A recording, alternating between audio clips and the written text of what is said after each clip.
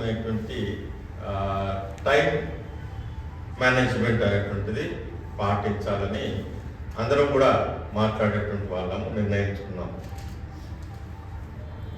ఎప్పుడైతే మాట్లాడేటప్పుడు నేను సైతం వాక్యం చెప్పేటప్పుడు అయినా కానీ నా టైం మించిపోతే అక్కడికి వెళ్ళి మ్యూజిక్ వస్తుంది, లైట్ మ్యూజిక్ వస్తుంది, ముగించేసేయాలి.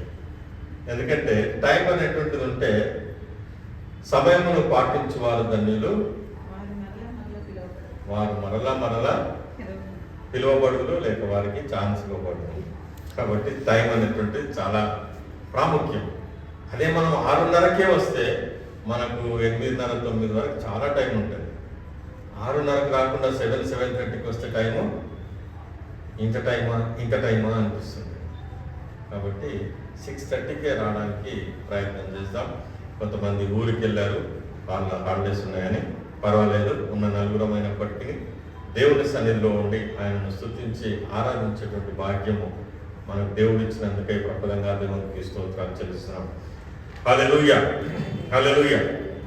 అయితే పోయిన వారము మనం ఒక ఉదాహరణ చెప్పుకున్నాం. ఏంటో తెలుసా? టైటానిక్ షిప్ గురించి. అవునా? టైటానిక్ షిప్ గురించి మనం అదంతా నేను ఇప్పుడు చెప్పట్లేదు. కానీ ఎప్పుడైతే ఆ యొక్క టైటానిక్ షిప్లో నుంచి ఆ దైవ సేవకుడు ఒక యవనస్తుని రక్షించినాడు కదా, నేను చనిపోయినా పర్వాలేదు, నేను ఎందుకంటే 60 ఏళ్ళ పైన అయిపోయాను, నేను చనిపోయినా పర్వాలేదు, నీవు ఈ లైఫ్ జాకెట్ తీసుకొని నీవు యవనస్తుడు కాబట్టి నీవు వెళ్ళి నీ ఒకవేళ ఒట్టు చేర్చబడి జీవించినట్లయితే యేసుక్రీస్తుకు సాక్షిగా నిలబడి నీవు సువార్తను ప్రకటించు అన్నప్పుడు దానిని నేను కంటిన్యూ చేస్తున్నాను ఈరోజు. ఆ యొక్క వ్యక్తి 1942వ సంవత్సరంలో, ఇది 1912వ సంవత్సరంలో జరిగింది. ఈ టైటానిక్ షిప్ గురి కావడం, ఐస్బర్గ్ గుద్దుకొని అనేక మంది చనిపోయినప్పుడు అప్పుడు ఆయన ఇచ్చినటువంటి సాక్ష్యం ఏంటంటే, అనేకులందరూ కూడా ఆ పేపర్ కేసు పిలిచానని చెప్పాను కదా, టైటానిక్లో బాధితులందరూ కూడా ఒక కాన్ఫరెన్స్ పెడుతున్నాము, రండి అందరూ మీ యొక్క అనుభవాలను తెలియజేయండి అన్నప్పుడు ఈ అబ్బాయి వేసి చెప్పినటువంటి మాటలలో మనకు అప్పుడు టైం అయిపోయింది కాబట్టి తొందరగా క్లోజ్ చేసుకున్నాం, మనం వాక్యంలోకి వెళ్ళిపోయాం. అయితే ఈ అబ్బాయి యవనస్తుడు ముందుకు వచ్చి ఆయన సాక్ష్యం చెప్పినప్పుడు, ఆయన ఎవరో నాకు తెలియదు, యేసు ప్రభు గురించి చెప్పాడు, లైఫ్ జాకెట్ ఇచ్చేసి ఆయన సర్వైవ్ కాకుండా నా ముందే చనిపోయాడు, నేను మాత్రము ఆ లైఫ్ జాకెట్తోని తెల్లవారేసరికి కొన్ని రెస్క్యూ పడవలు వచ్చి నన్ను తీసుకొని వెళ్ళారు, నేను ఈ రోజు ఉన్నానంటే అది కేవలము యేసుక్రీస్తు యొక్క ప్రేమను ఆయన నాకు చూపించినాడు. ఏమండి, ఆయన క్రైస్తవుడు, ఆయన ఒక పాస్టర్, ఒక దైవజనుడు. ఆయన నేను చనిపోయినా పర్వాలేదు, ఎందుకంటే ఇంకా మా అంటే నేను ఒక 5 ఏళ్ళు బతుకుతానేమో, నువ్వు ఒక 50 ఏళ్ళు బతుకుతావు కాబట్టి 50 ఏళ్ళలో నువ్వు దేవుని సేవ చేయమని ఆయన పరిచయం లేకుండా కానీ చనిపోయి నాకు ఈ యొక్క జీవనం ఇచ్చాడు. నేను ఈరోజు బతుకున్నానంటే ఆయన ఇచ్చినటువంటి ఆ యొక్క అవకాశాన్ని బట్టి నేను బతుకున్నాను. కాబట్టి ఇదే రీతిగా యేసు ప్రభు కూడా మన కోసము చనిపోయి అని ఆయన సువార్తను ప్రకటిస్తూ మనం రక్షణ మార్గంలో నడవాలి అనేటువంటిది నేర్చుకోవాలని అని చెప్తూ 1942వ సంవత్సరంలో మేక్ ఎ విష్ ఫౌండేషన్, ఏమంటే ఎప్పుడన్నా విన్నారా ఎవరన్నా? Make a wish foundation.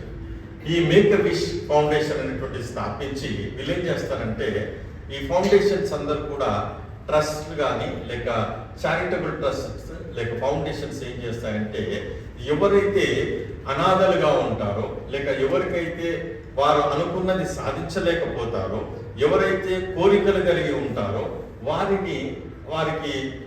కోరికలు తీర్చలేకపోతే ఈ ఫౌండేషన్స్ అనేటువంటి వారికి సపోర్ట్ చేస్తూ వారిని ముందుకు తీసుకెళ్తూ ఉంటాయన్నమాట.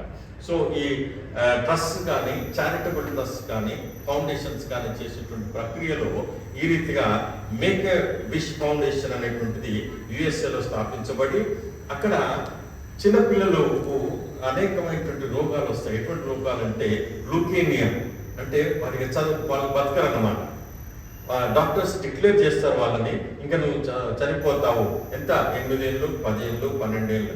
కొంతమందికి బ్రెయిన్ ఎదుగుదల లేక, వారికి పుట్టుకతోనే బ్రెయిన్ ఎదుగుదల లేక, కొంతమందికి చిన్న మెదడు అనేటువంటిది ఇంకా ఫామ్ కాకుండానే పిల్లలు పుడతారు. కొంతమందికి హార్ట్లో కొంతమందికి హోల్స్ వస్తాయి. ఆ హోల్స్ను ఇప్పుడంటే బాగు చేస్తున్నాం, కానీ ఆ దినాలలో చనిపోతాడు నీ కొడుకు, నీ అమ్మాయి చనిపోతుందని డాక్టర్స్ డిక్లేర్ చేసేటువంటి వారు. అయితే ఇక్కడ ఈ యొక్క మేక్ విష్ ఫౌండేషన్ అనేటువంటి వారు చేసేటువంటి సేవ ఏంటంటే, ఈ చిన్నపిల్లలు అనేటువంటి వారు ఆశ కలిగి ఉంటారు కాబట్టి వారికి ఏం చేస్తారంటే, చనిపోతారు అనేటువంటి వారి యొక్క అడ్రస్ తీసుకొని వాళ్ళ దగ్గరికి వెళ్తారు. ఆ హాస్పిటల్కి వెళ్ళి, బాబు నువ్వేం కావాలా, నువ్వేం చేయాలనుకున్నావు, నీ కోరిక, ఎందుకంటే ఈ డాక్టర్స్ అందరూ కూడా డిక్లేర్ చేశారు నువ్వు చనిపోతావని. సో నీ ఆశయం ఏంటి, నీ కోరిక ఏంటనంటే, చాలా మంది చాలా రకాలుగా వారికి కోరికలు చెప్తారు. అయితే ఒక పిల్లోడు ఏం చేసి, మన దగ్గర కూడా బాంబేలో ఈ యొక్క మేక్ విష్ ఫౌండేషన్ అనేటువంటిది మన భారతదేశంలో కూడా తర్వాత దాన్ని స్థాపించినారు. అనేక దేశాలలో ఇది ఎస్టాబ్లిష్ చేసి చనిపోయేటువంటి పిల్లల యొక్క ఆశయాలను నెరవేర్చేటువంటి ఫౌండేషన్. అయితే ఒక పిల్లవాడు అన్నాడు, నాకు ఒక పోలీస్ ఆఫీసర్గా నేను చూడాలనుకున్న నాకు ఆశ ఉంది అని అన్నాడు. అయితే ఆ గవర్నమెంట్తోని అన్ని పర్మిషన్స్ తీసుకొని ఆ అబ్బాయిని ఒక పోలీస్ ఆఫీసర్గా తయారు చేసి ఆ యొక్క దేశంలో ఉన్నటువంటి కమిషనర్ ఆఫ్ పోలీస్ లేక జనరల్ కమిషనర్ ఆఫ్ పోలీస్ పక్కన కూర్చోబెట్టి ఆయన ఆశయాన్ని తీర్చినానంట. వారు యొక్క ఇవన్నీ కూడా పేపర్లో వచ్చినటువంటి, నేనేదో పిట్టకథ చెప్పట్లేదు, జరిగినటువంటి విషయాలు. ఆ రీతిగా ఆశపడేటువంటి ప్రాణాన్ని తృప్తిపరిచేటువంటి మేక్ విష్ ఫౌండేషన్ అనేటువంటిది ఈ యొక్క దేశాలలో స్థాపించినప్పుడు మన భారతదేశంలో కూడా కొంతమంది ఒక పిల్లని అడిగారంట. బెంగళూరులో ఉన్నటువంటి ఆ యొక్క హాస్పిటల్లో పిల్లవాడు చనిపోతాడంటే, నేను టెండూల్కర్తో మాట్లాడాలను, ఏమండి నేను క్రికెట్ అంటే నాకు పిచ్చి చూడడం, నేను 12 ఏళ్ళ సంవత్సరం ఉన్నది, నేను చనిపోతానని తెలుస్తుంది కాబట్టి డాక్టర్స్ డిక్లేర్ చేసి నేను టెండూల్కర్తో మాట్లాడాలంటే, వారు టెండూల్కర్తో మాట్లాడి ఆయనకు టైం తీసుకొని ఆయనకు హాస్పిటల్ పిలిపించి ఆ యొక్క పిల్లలతో టెండూల్కర్తో మాట్లాడిపించినాను. కొంత సెలబ్రిటీస్తో నేను మాట్లాడాలనుకుంటున్నాను. లేక ఇంకొక ఆస్ట్రేలియాలో ఉండేటువంటి ఆ యొక్క మేకప్ విష్ ఫౌండేషన్ వాళ్ళ దగ్గరికి ఒక అమ్మాయి చనిపోతుందనేటువంటి ఇంటిమేషన్ వచ్చినప్పుడు వాళ్ళు అక్కడికి వెళ్ళారంట. వెళ్ళి అడిగితే, నేను ఒక ప్రిన్సెస్ లాగా తయారు కావాలని నా విష్ అది, నేను ఒక ప్రిన్సెస్ లాగా తయారు కావాలి అంటే ప్రిన్సెస్గా కావాల్సినటువంటి అన్ని పరికరాలు తెచ్చి ఆ అమ్మాయిని ప్రిన్సెస్గా తయారు చేసి ఫోటోలు తీసి చూసుకున్నారంట. నేను ఎందుకు ఈ మాట చెప్తున్నానంటే, ఎవరినైతే ఎనలేనటువంటి వారు, ఎనలేనటువంటి వారు అని అంటే కొన్నిటికి దోచుకోనటువంటి వారు, ఆశ ఉంటుంది కానీ తృప్తిపరచలేనటువంటి వారిని దేవుడు తృప్తిపరుస్తూ ఉంటాడు. ఆశపడేటువంటి ప్రాణాలని తృప్తిపరిచేటువంటి దేవుడు. అది ఏ రీతిగా మన జీవితంలో జరుగుతుందో మనకు తెలియదు, కానీ అది దేవుడు తప్పకుండా నీవు ఒక ఆశ కలిగి ఉన్నావంటే దానిని దేవుడు మన జీవితంలో నెరవేరుస్తూ ఉంటాడు అనేటువంటిది ఈరోజు మన యొక్క అంశం. అందుకే ఎవరికైతే గాడ్ లవ్స్ ఇన్నోసెన్స్ అంటే చిన్నపిల్లలైనటువంటి వారు, చిన్నపిల్లలని ఇన్నోసెన్స్ అంటారు. తర్వాత పెద్దవారిలో కూడా ఇన్నోసెంట్ ఉంటారు. ఇన్నోసెంట్ అంటే ఏమి తెలియనటువంటి వారు కాదు, అన్నీ తెలుసు కానీ వాక్యం అనేటువంటిది ఆత్మీయమైనటువంటి ఎదుగుదల లేనటువంటి వారు చాలా మంది ఉంటారు. కొంతమంది నాకు ఫోన్ చేసి కూడా కొన్ని డౌట్స్ అడుగుతూ ఉంటారు, అయ్యగారు నాకు ఇలా అర్థం కాలేదు. దాని గురించి అర్థం చేయడానికి మన సాయశక్తిలో మనము ప్రయత్నం చేస్తూ ఉంటాం. దీనికోసమే మరి భాస్కర్ రావు గారు కూడా తన యొక్క వ్యూ చెప్పాడని తెలుసా, మనము ఎవరికైతే డౌట్స్ ఉంటాయో, క్వశ్చన్స్ ఉంటాయో వాళ్ళకు క్వశ్చన్ అవర్ పెట్టుకోవాలా. లైక్ వైజ్ అంటే ప్రపంచంలో అనేక దేశాలలో కొంతమందికి దేవుడు ఇచ్చినటువంటి తలాంతులు బట్టి కొన్ని ఇంప్లిమెంట్స్ చేయడం అనేటువంటిది జరుగుతూ ఉంటుంది. కాబట్టి ఇది కూడా మనము మన సంఘంలో దాన్ని ఇంప్లిమెంట్ చేసుకుంటూ వెళ్దాం. అయితే ఈరోజు మనకున్నటువంటి ఈ యొక్క అంశంలో నుంచి మనం వాక్య భాగాన్ని ఆధారంగా చేసుకొని ఒక 3 వ్యక్తులను మనం చూస్తాం. ఈ 3 వ్యక్తుల్లో ఉన్నటువంటిది అంతా కూడా తమను తాము తగ్గించుకున్నారు. వారి యొక్క ఆశ ఏంటో వాళ్ళకి తెలియదు, కానీ దేవుడు వారిని అత్యధికంగా ఆశీర్వదించినాడు. అంటే వారు అసలు ఊహించలేదన్నమాట. ఊహించినటువంటి ఉన్నత స్థలమైనటువంటి స్థలానికి దేవుడు వారిని తీసుకొని వెళ్ళాడు. అయితే కొంతమంది హతసాక్షులు అయ్యారు, కొంతమంది దేవుడు వారిని ఆ యొక్క పనికి పూనుకొని వారిని దేవుడు మళ్ళా తీసుకున్నట్టుగా మనం కూడా చూస్తాం. ఒక ముగ్గురు వ్యక్తులను మనం చూద్దాం. చదవబడినటువంటి వాక్య భాగంలో నుంచి మొదటి 2వ సమూయేలు గ్రంథము 9వ అధ్యాయము 8-9 వచనాలను ఒకసారి చూసుకుందాం. అతడు నమస్కరించి చచ్చిన కుక్క వంటి వాడనైన నాయనలా నీవు దయచూపుటకు నీ దాసుడనగు నేను ఎంతటి వాడను అనెను. చాలు. ఇక్కడ ఎంత తగ్గించుకుంటున్నాడో ఈ వ్యక్తి ఎవరు, ఎందుకు తగ్గించుకుంటున్నాడు, ఆ రాజు ఎవరు, ఇవన్నీ కూడా మనం ఆలోచన చేసినప్పుడు దావీదు మరి తన రాజ్యం, ఇక్కడ చూడండి, తర్వాత మీరు ఇంటికి వెళ్ళాక చదువుకోండి. దావీదు దేవుడు తనను రాజుగా నియమించిన తర్వాత అనేకమైనటువంటి విషయాలలో దేవుడు అతన్ని విజయం అనుగ్రహిస్తున్నాడు. అనేక విషయాలలో దేవుడు అతనికి ఉన్నత స్థాయిని అనుగ్రహిస్తున్నాడు. అనేక విషయాలలో దేవుడానికి తోడుగా ఉండి ఆయన చేయనదంతయు సఫలం చేస్తూ ఉన్నాడు. హిత్తీయులనేమి, పెరిజ్జీయులనేమి, అమోనీయులనేమి, ఫిలిస్తీయులనేమి దండెత్తి వారిపైన యుద్ధము చేసి వారిని గెలిచినటువంటి దావీదు అనేక పర్యాయములు దేవుడు ఆయనకు తోడుగా ఉన్నాడు. ఇదే 8వ అధ్యాయం మనము 6వ వచనం చివరి భాగంలో చూసుకుందాం. 8వ అధ్యాయం 2వ సమూయేలు 8వ అధ్యాయము 6వ వచనం చివరి భాగం. దావీదు ఎక్కడికి పోయినను యెహోవా అతనిని కాపాడుచుండెను. మళ్ళీ అదే రీతిగా 14వ వచనం చివరి భాగం చూద్దాం. దావీదు ఎక్కడికి పోయినను యెహోవా అతనిని కాపాడుచుండెను. దావీదు ఎక్కడ పోయినప్పటికీ, ఎవరి మీద యుద్ధము చేసినప్పటికీ, ఎవరితో యుద్ధము ప్రణాళికను రూపొందించినప్పటికీ దేవుడు అతనికి తోడుగా ఉన్నాడు. కాబట్టి ఆయన ఎక్కడికి పోయినప్పటికీ అతనిని కాపాడొచ్చు ఉండెను.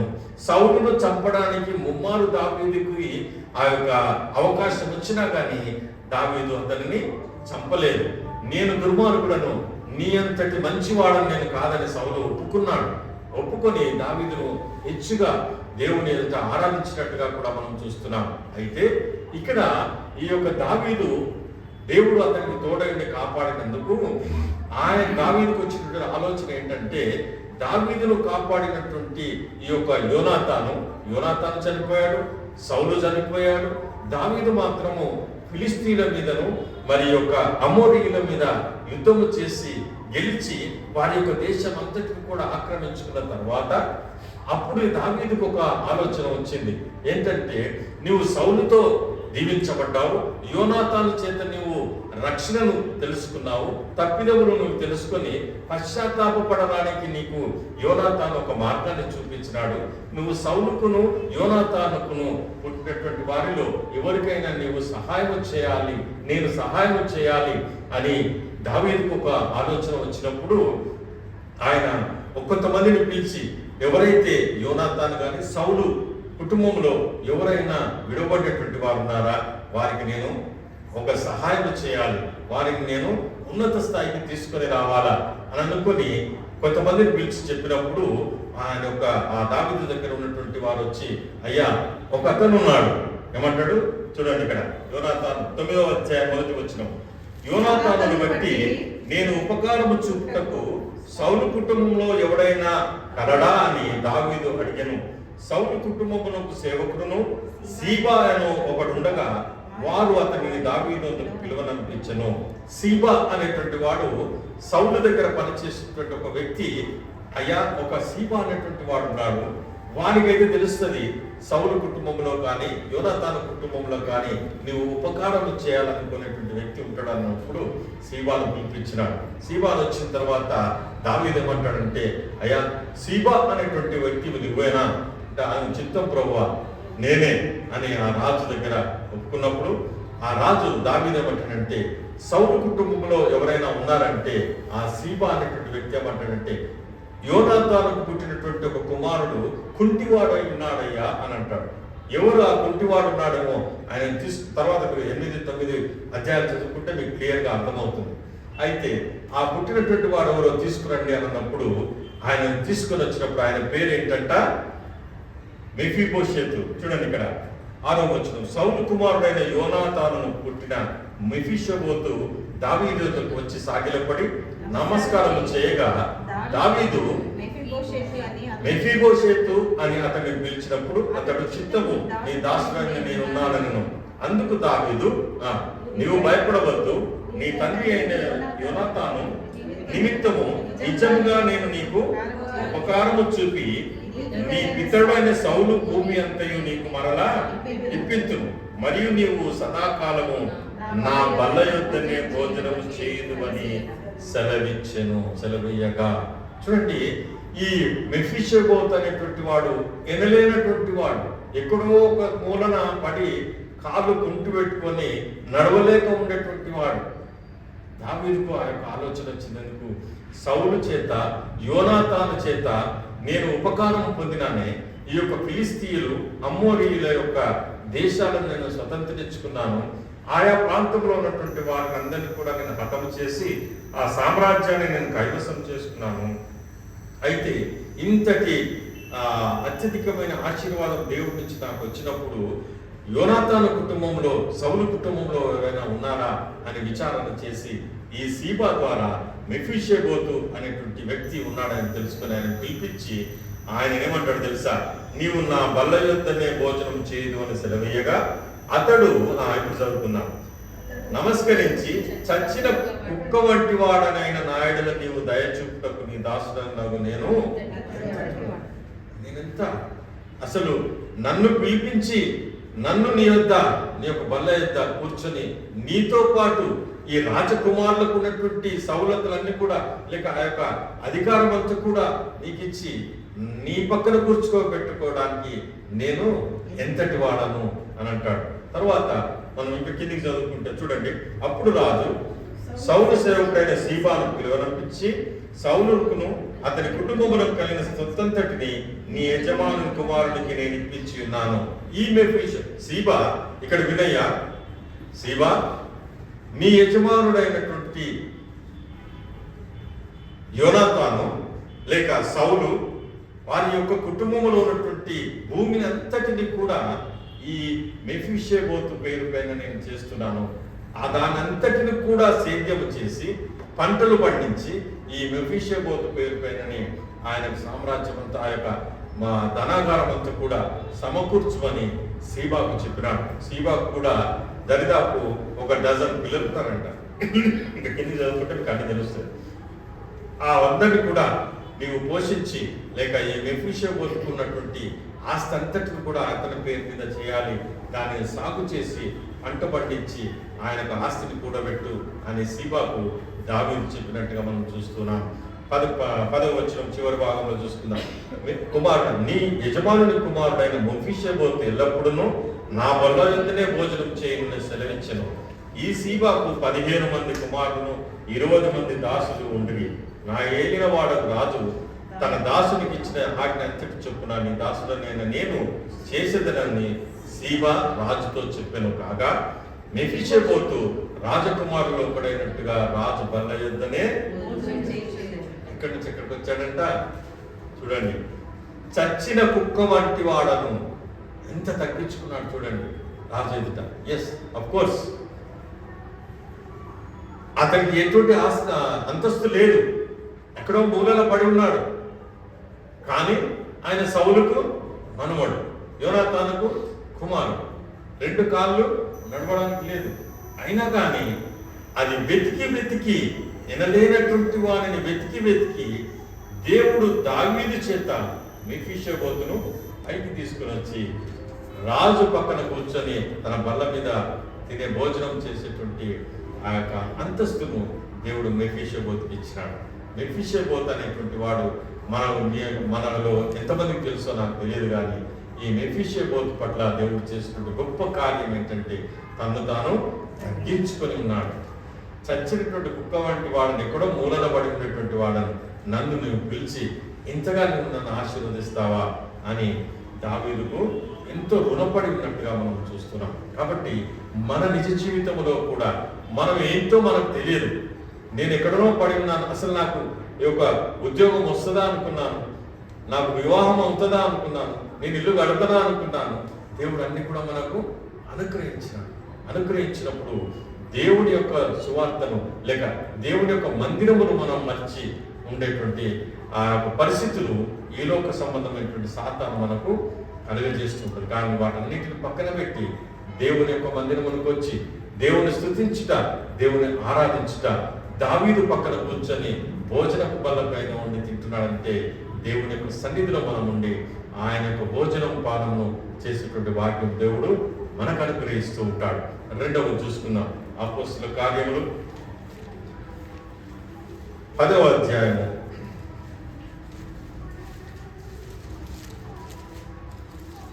1వ వచనం చదువుకుందాం. ఇక్కడ నేను మొత్తం ఈ 10వ అధ్యాయం అంతా కూడా మీకు ఒక కథలాగా మీకు చెప్తాను, వినండి. మొదటి ఇటలీ పటాలం అనబడిన పటాలంలో శతాధిపతి అయిన కొర్నేలి అను చూడండి, అక్కడ ఏమేమి ఉన్నాయో ఒకసారి చూసుకుందాం. భక్తిపరుడు కైసరయలో ఉండెను. అతడు తన ఇంటి వారందరితో కూడా దేవుని యందు భయభక్తులు కలవు. అక్కడ మీరు నంబర్ 1, నంబర్ 2 పెట్టుకోండి. మొదటిది భక్తిపరుడును భయభక్తులు కలిగినటువంటి వాడును, ప్రజలకు బహుధర్మము చేయువాడును. ధర్మం చేసేటువంటి వాడంట. ఎల్లప్పుడూ దేవునికి ప్రార్థన చేయవాడు. ఇతనెవరు? కొర్నేలి ఎవరు? శతాధిపతి. శతాధిపతి అంటే ఒక 100 మెంబర్స్ ఆయన చేయి కింద ఉంటారు. ఆ 100 మెంబర్స్ సోల్జర్స్ ఆయన కింద ఉన్నప్పుడు ఆయన శతాధిపతి. Is a military commander. ఆ కమాండర్ కింద సోల్జర్స్ ఒక 100 మంది ఉంటారు. 100 మంది సోల్జర్స్ ఉన్నటువంటి కమాండర్ ఏం చెప్తున్నాడంటే దేవునికి భక్తిపరుడు, భయభక్తులు గలవాడు, ఇంకా ఏమన్నాడు? ప్రజలకు ధర్మం చేయవాడు, దేవునికి ప్రార్థన చేసేటువంటి వాడంట. అయితే ఈ యొక్క కొర్నేలి ఏం చేస్తున్నాడో తెలుసా? ప్రార్థన చేస్తూ ఉన్నాడు. వినండి, ఇక్కడ ప్రార్థన చేస్తూ ఉన్నప్పుడు దేవుని యొక్క దూత ఈ కొర్నేలి కనబడలేదు. ఏమన్నాడు తెలుసా? కొర్నేలి, నీ ప్రార్థన నా యొద్దకు వచ్చినది. I have considered your prayer.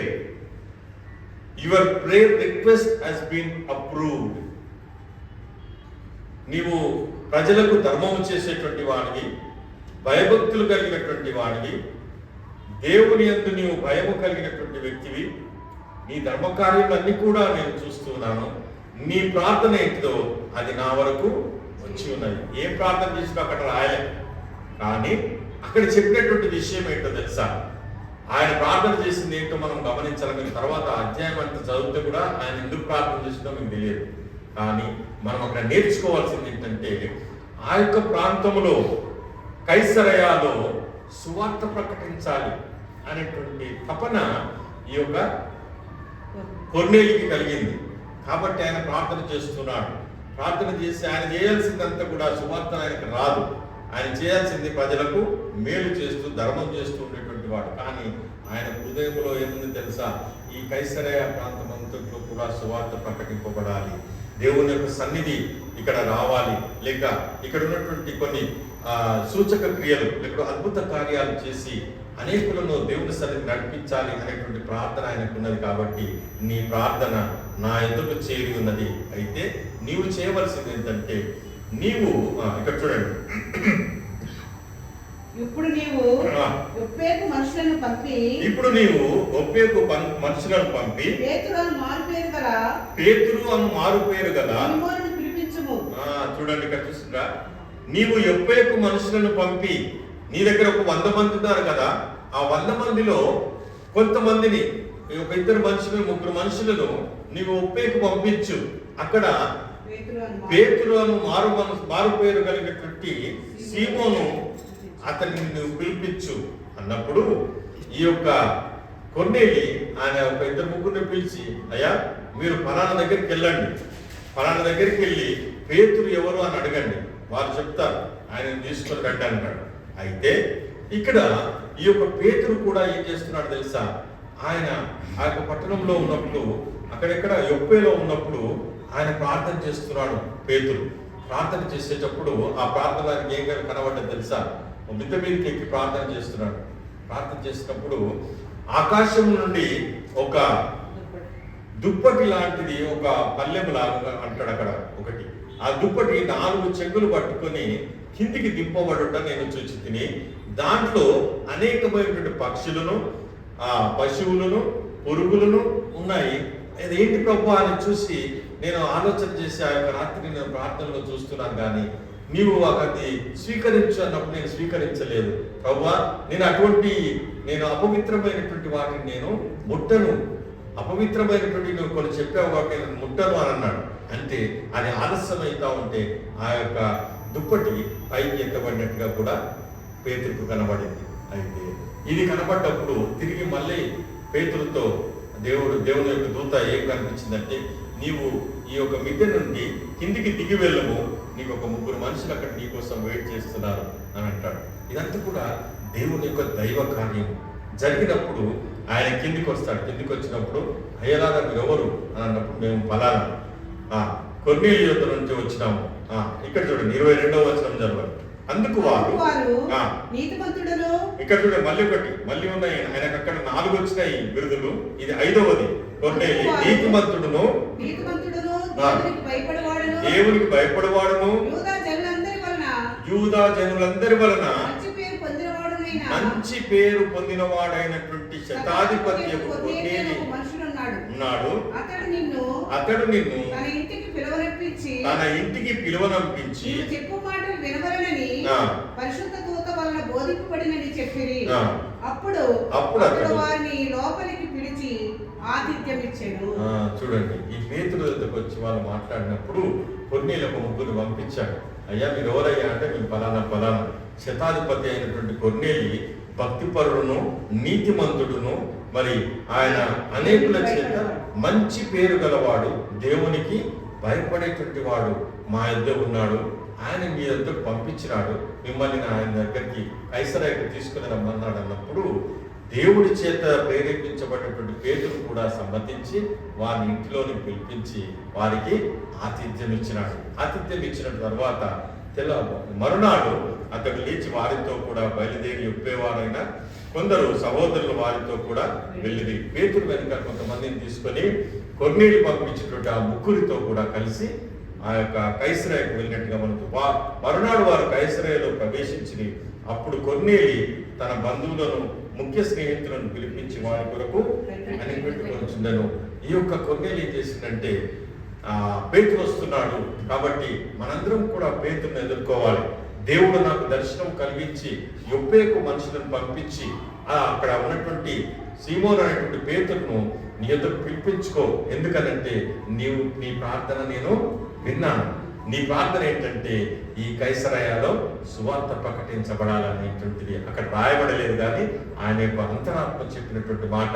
అయితే అతన్ని పిలిపించినప్పుడు ఎప్పుడైతే పేతురు లోపలికి వచ్చినప్పుడు 25వ వచనం పేతురు లోపలికి రాగా కొర్నేలి శతాధిపతి, దేవునికి భయం పడేటువంటి వాడు, ప్రజలందరికీ కూడా బహు ధర్మకార్యములు చేసేటువంటి వాడు, నీతిమంతుడు, మంచి పేరు పొందినటువంటి కొర్నేలి అతనికి ఎదురుపడి అతని పాదముల మీద పడి నమస్కారం చేసెను. చూడండి, ఇంత శతాధిపతి, దేవుడిచ్చినటువంటి బిరుదులు ఇన్ని ఉన్నా ఎన్నున్నాయి? 7 బిరుదులు ఉన్నాయి. దైవభక్తి గలవాడు, దేవుని యందు భయభక్తులు కలిగినటువంటి వాడు, ప్రజలకు ధర్మకార్యం చేసేటువంటి వాడు, నీతిమంతుడు, ప్రజల చేత మంచి పేరు కలిగినటువంటి వాడు, ఇవన్నీ ఉన్నా కానీ పేతురును చూడగానే సాష్టాంగపడిపోయాడు, తాను తగ్గించుకున్నాడు. నేను శతాధిపతిని కదా అనుకోలేదు. ఎందుకో తెలుసా? He needs a gospel should proclaim in his place.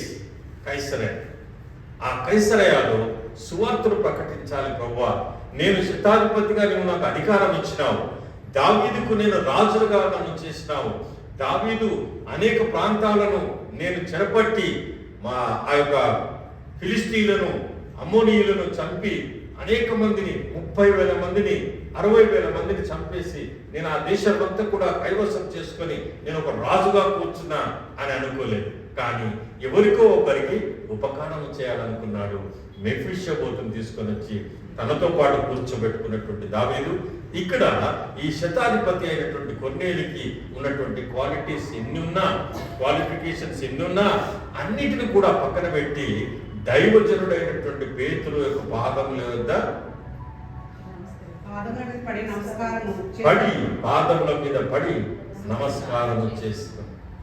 చూడండి, అందుకు పేతురు, నీవు లేచి నిలువు, నేను కూడా నరుడనే అని చెప్పి అతన్ని లేవనెత్తి అతనితో మాట్లాడుచు లోపలికి వచ్చి అనేకులు కూడి ఉండుట చూచి, అప్పుడు అతడు అన్యజాతి వారితో సహవాసం చేయుటైనను అట్టి వారిని ముట్టుకొనుటైనను యూదునికి ధర్మం. అయితే ఈ పేతురు యూదునైనటువంటి వాడు కైసరయలో ఉన్నటువంటి వారిని ముట్టకూడదు, వారికి బోధింపకూడదు. అయినను ఇది దేవుని కార్యము కాబట్టి నేను యూదుడనైనప్పటికీ నేను మీ వద్దకు వచ్చి అన్యజనులకు సువార్తను ప్రకటించేటువంటి భాగ్యము నాకు అనుగ్రహించినాడని ఇక్కడ పేతురు అక్కడ కుండబద్దలు పెట్టినట్టుగా చెప్తున్నట్టుగా మనం చూస్తున్నాం. 33వ వచనం చివరి భాగం, ప్రభువు నీకు ఆజ్ఞాపించినవన్నీ వినుటకై ఇప్పుడు మేమందరము దేవుని ఎదుట ఇక్కడ కూడుకొని ఉన్నామని చెప్పి, అందుకు పేతురు నోరు తెరిచి ఇట్లా ఆయన అప్పుడు ఆ యొక్క సువార్త చెప్పడం అనేటువంటిది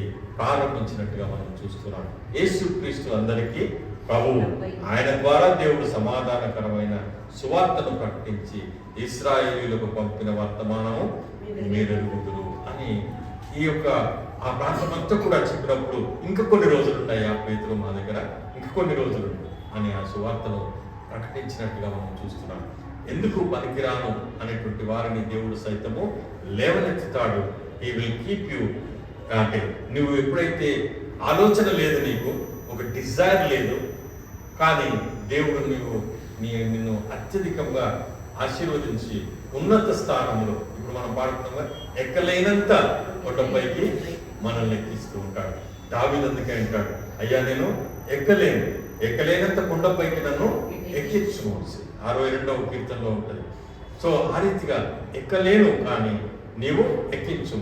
మెఫీషేబోతు ఎక్కలేడు కానీ దేవుడు ఎక్కించినాడు. దావీదు రాజుతో కూర్చున్నటువంటి వాక్యం అనుగ్రహించినాడు. ఆయనకు లేనటువంటి భూములన్నీ కూడా ఆయనకి ఇచ్చినాడు. 15-30 మంది దాసదాసీలను ఇచ్చినాడు.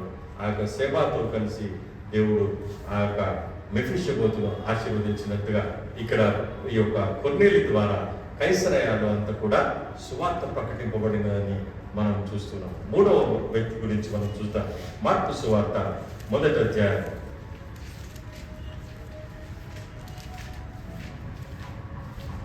7వ వచనం. మరియు అతడు నాకంటే శక్తిమంతుడు ఒకడు నా వెనుక వచ్చుచున్నాడు. నేను వంగి ఆయన చెప్పుల వారు నిప్పుటకు పాత్రుడను కాను. నేను నీళ్లలో నీకు బాప్తీసం ఇచ్చుతాను గాని ఆయన పరిశుద్ధాత్మలో నీకు బాప్తీసం ఇచ్చునని చెప్పి ప్రకటించుచుండెను. చాలండి. ఈయన ఎవరో తెలుసా? బాప్తీసం ఇచ్చు యోహాను. ఈ యోహానుకున్నటువంటి ప్రాముఖ్యత ఏంటంటే, దేవుడు తన ఏకైక కుమారుని యేసు ప్రభువుని లోకానికి పంపించక ముందు ఈ యోహానును మొదట ఈ లోకానికి పంపించి యేసు ప్రభువుకు నీటి బాప్తిస్మం ఇవ్వడానికి బాప్తిస్మం ఇచ్చి యోహానును జకరియా ఎలిజబెతు వారి యొక్క కడుపులో పుట్టడానికి దేవుడు ఎన్నుకున్నాడు. అయితే ఇక్కడ గమనించండి, ఈ జకరియా ఎలిజబెత్ అనేటువంటి వారు, ఈ జకరియా ఒక యాజకుడు.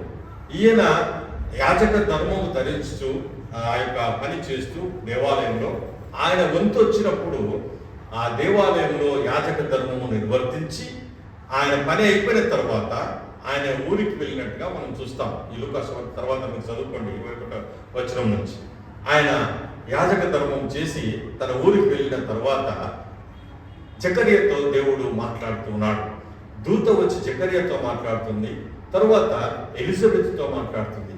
నీవు ఒక కుమారుని కంటావు, మేము వృద్ధాప్యములో ఉన్నటువంటి వారము, మాకిప్పుడేరా అని వారు తప్పిపోతూ ఉంటే మీరు ఒక కుమారుని కంటారని అన్నారు. అయితే ఈ కుమారుడు ఆ యొక్క రూపింపబడిన తర్వాత యేసు ప్రభువుకి బాప్తిస్మం ఇచ్చే యోహానుకు మధ్యలో 6 నెలల కాలం ఉంటుంది.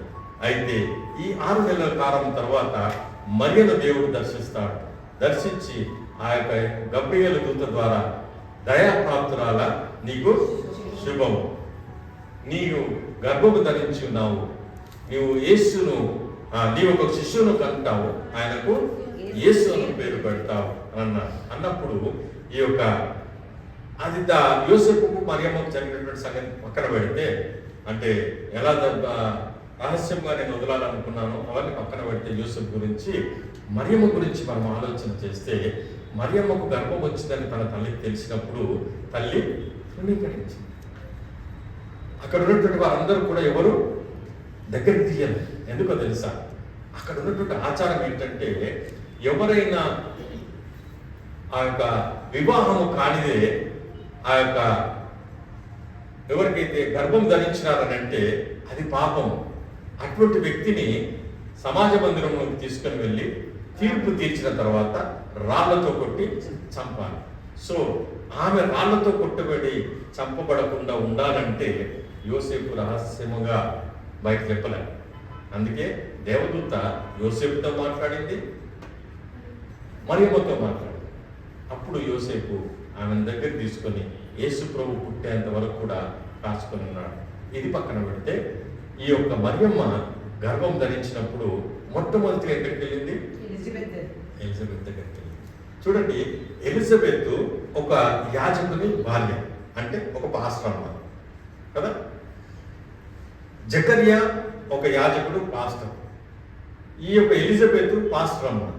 పాస్టర్ అమ్మ కడుపులోనేమో బాప్తిసం ఇచ్చి యోహాను, కేవలం ఒక విశ్వాసిగా ఉన్నటువంటి మరియమ్మ కడుపులేమో రక్షకుడైన యేసు ప్రభు. దేవుడు ఇవన్నీ ఏ రీతిగా ఎన్నుకుంటాడో తెలియదు.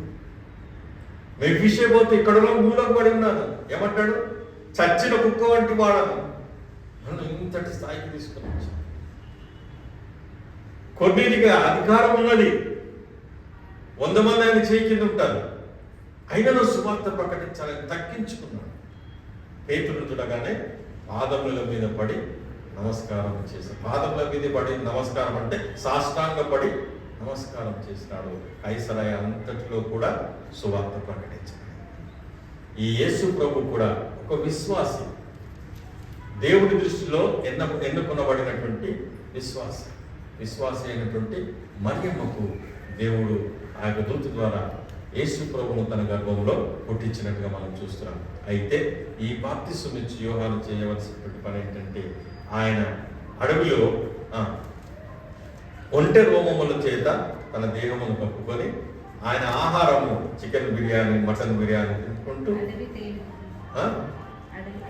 అడవి తేనె తాగుతూ, పండ్లు ఫలాలు తింటూ జీవనం గడిపేటువంటి ఈ యొక్క బాప్తిసం ఇచ్చి యోహాను దేవుడు ఎన్నుకున్నాడు.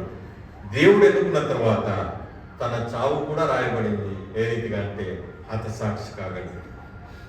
ఈ మాట యేసు ప్రభు విని కూడా ఆ ప్రాంతం నుంచి వెళ్ళిపోతాడు. సో ఇదంతా కూడా దేవుని యొక్క ప్రణాళిక. ఎప్పుడైతే మెఫీషేబోతును దేవుడు ఎన్నుకున్నాడో, ఎప్పుడైతే కొర్నేలి అనేటువంటి శతాధిపతిని పేతురు యొద్ద తను తాను తగ్గించుకొని సువార్తను ప్రకటించడానికి ఎన్నుకున్నాడో, ఈ యొక్క బాప్తిసం ఇచ్చి యోహాను మరియమ్మ గర్భంలో పుట్టినటువంటి రక్షకుడైన యేసు క్రీస్తుకి బాప్తిసం ఇచ్చేటువంటి యోహాను, అంటే క్రీస్తునే బాప్తిసం ఇచ్చేటువంటి ధన్యత ఆ యొక్క యోహానుకు కలిగింది. అయితే ఆయన ఏమంటాడు తెలుసా? నేను ఆయన చెప్పుల వారును విప్పుటకైనను పనికిరాను, నేను అంత తగ్గించుకున్నాడు యోహాను. కాబట్టి హతసాక్షి అయినాడు. ఈ రీతిగా మన జీవితంలో కూడా మనం ఎక్కడో ఉంటాం, ఎక్కడో పడి ఉంటాం, లేక విశ్వాస జీవితం ఎక్కడో ఉంటుంది, లేక మన నమ్మకం ఎక్కడో ఉంటుంది, భక్తి ఎక్కడో ఉంటుంది. ఒక ఆయన అన్నాడు, భక్తి చిత్తము శివుని మీదనంట, భక్తి చెప్పుల మీద. ఈ సామెత ఎవరికి తెలుసో తెలియదు కానీ భక్తి దేవుని మీదనంట, చిత్తము చెప్పుల మీదనంట. నా చెప్పులు ఎవరు ఎత్తుకపోతాను? హాలీవుడ్లో కొనుక్కున్నా, అసలే 3000 పెట్టి కొనుక్కున్నాను చెప్పులు. 2-3 సార్లు చూసి వస్తా ఉన్నాయి. ఎందుకు పోతుందమ్మా ఏమో అనుకుంటే, అయ్యగారు నా చెప్పులు కొత్త అయ్యగారు, అందుకని నేను కొన్నిసార్లు అట్లా ఉంటుంది. క్రైస్తవులమే, విశ్వాసులమే మన యొక్క విశ్వాసము ఎంతవరకు కాపాడుకుంటూ ఉన్నాము. నీతిమంతుడును, భక్తిపరుడును, ప్రజలకు ధర్మము చేయవాడును, సమాజంలో మంచి పేరు గలవాడును, ఇవన్నీ మనకు ఉంటాయి. మనము సువార్త ప్రకటించాలనుకుంటే ఒకటి యాడ్ చేసుకోవాలి. అది ఎవరైనప్పటికీ నేనేమి చేయలేను అనేటువంటి మెఫీషోబెతుని దేవుడు ఆశీర్వదించినాడు. అన్నీ ఉన్నటువంటి శతాధిపతి అయినటువంటి కొర్నేలిని దైవజనుడైనటువంటి పేతురు కాళ్ళ మీద పడేటట్టుగా ఆయన్ను ఎన్నుకొని ఆ కైసరయాలో అంతా కూడా సువార్తను ప్రకటించడానికి కొర్నేలిని ఎన్నుకున్నాడు. ఎలిజబెత్ కుమారుడైనటువంటి యోహాను, జకరియా ఎలిజబెత్ కుమారుడైనటువంటి యోహాను ఎన్నుకొని క్రీస్తుకు బాప్తిసం వేయడానికి అత్యధికంగా ఆశీర్వదించినటువంటి దేవుడు మన జీవితంలో కూడా మనకున్నటువంటి ఆశను తృప్తిపరిచేటువంటి దేవుడు. నేను సమయం అయిపోతుంది త్వరగా చేసినాను, కానీ త్వరగా చెప్పినప్పటికీ ఉపోద్ఘాతం మీకు చెప్పాను. తర్వాత ఇంటికి వెళ్ళి చదువుకుంటే ఇంకా అనేకమైనటువంటి విషయాలు మీరు గ్రహిస్తారు. కాబట్టి దేవుడు మనకి ఇచ్చినటువంటి ఈ యొక్క క్రైస్తవ జీవితాన్ని, విశ్వాస జీవితాన్ని ఆయన దృష్టికి అంగీకారంగా ఉంచుకొని మరి మనం ఎనలేని వారమైనప్పటికీ దేవుడు మనల్ని ఆశీర్వదిస్తూ ఉంటాడు. ఆ ఆశీర్వాదాలు పొందుకున్నప్పుడు మనము ఒక ఆత్మను రక్షించేటువంటి భారము కలిగి మనము ఆ యొక్క సువార్తను ప్రకటించేటువంటి ప్రక్రియలో ముందుకు వెళ్ళాలని, సువార్తను ప్రకటించడం అనేటువంటిది పక్కన పెడితే మన యొక్క విశ్వాసాన్ని మనము పెంపొందించుకోవడానికి విశ్రాంతి దినమును ఆచరించుటకు జ్ఞాపకం ఉంచుకోను అంటే మర్చిపోతాం కాబట్టి జ్ఞాపకం ఉంచుకోను అని కదా. వాక్యము ఏ రీతిగా రాస్తారంటే మానవుడు మర్చిపోతాడు కాబట్టి జ్ఞాపకం ఉంచుకోను. You should always remember that the Sunday is a holy day, that we have to spend the time in the worship in the Lord's presence. So దేవుడు మన యొక్క వాక్యాన్ని దీవించి ఆశీర్వదించునుగా.